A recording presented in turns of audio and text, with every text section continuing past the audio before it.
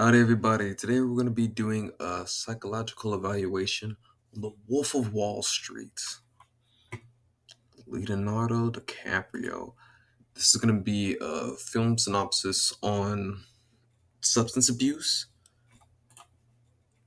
The Wolf of Wall Street is a 2013 film based on the true story and memoir of Jordan Belfort, stockbroker who found the brokerage firm Stratton Oakman.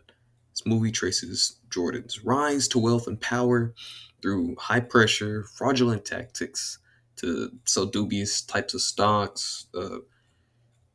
Main gist is he sold bad stocks to rich people, made money. Today's synopsis is gonna be about Belfort's fall to substance abuse and the psychological and physical effects shown throughout the film. Let's get started with the fall. Diving right into it, his intro to substance abuse started with his first job. He was introduced by one of his coworkers. It was an attempt to fit in and follow his superior's guidance, which was that it would keep you running.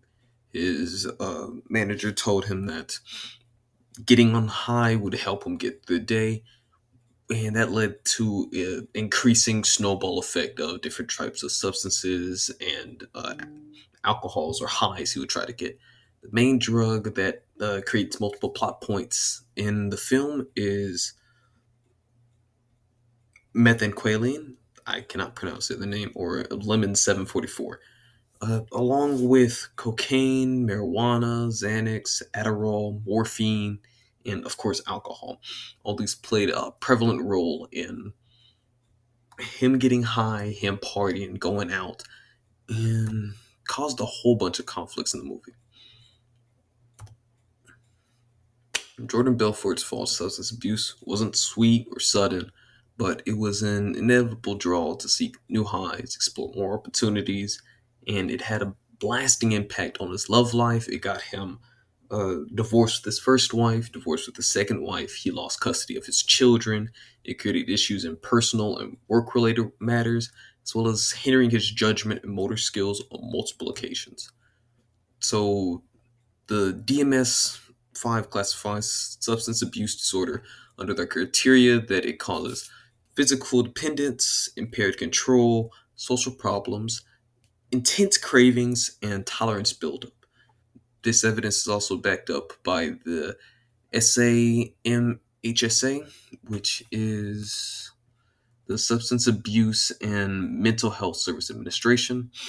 Let's start with impaired control. Towards the latter half of the movie is when it really gets into his fall. He was taking the Lemon 744, which had, he said it was late reaction, so 90 minutes, while he was in a community center or old person's home. He began to start drooling and have impaired control. He called it the cerebral palsy stage because he had little function in his fingers. He couldn't move his toes. You can see in the first image on the left, he was barely able to move his knees and other gross motor joints. Secondly, the second symptom was the addiction or cravings. When they were riding the boat to Macau to grab $20 million, came across a rogue wave which would have capsized it. There was a chance all of them could have died, but his first instinct, his only thing that he said throughout this entire scene was he did not want to die sober. He was demanding drugs even in the face of impending death. And one of the weakly associated links that I connected to is social problems, which was he tended to lash out and act irresponsibly when he was high, especially when he was having cocaine, because it got him a high. It was a rush. So that led him to attacking his wife. It led him to fighting other people, and it created multiple instances on one of the plane scenes where he had to get physically strapped down. Let's get into treatment. Welcome to rehab, everybody. It's time to sober up. The treatment plan was addressed towards the end of the movie where he gave away his company. He was sober for 2 years and started becoming a business, uh, the face of TV. The treatment plan was addressed towards the end of the movie. The only option was to sober up with therapy. This came as a revelation to him towards God, where the plane he was going to have to pick him, his wife, and his friend up after their ship capsized blew up. He saw this as a sign he needed to stop with his substance abuse. He lasted 2 years sober until his wife divorced him, so he became under high stress that led him to finding towards his secret stash, I'll say, which he instantly went into. So that's another evidence, which is, let's see, not tolerance buildup, but physical dependence. He came back to it when he was stressed. This evidence is also supported by the Substance Abuse and Mental Health Service Administration. Therapy is seen as a really good source to help control substance abuse and potentially get out of that cycle. Well, thank you for listening to my pitch on the Wolf of Wall Street and his substance abuse.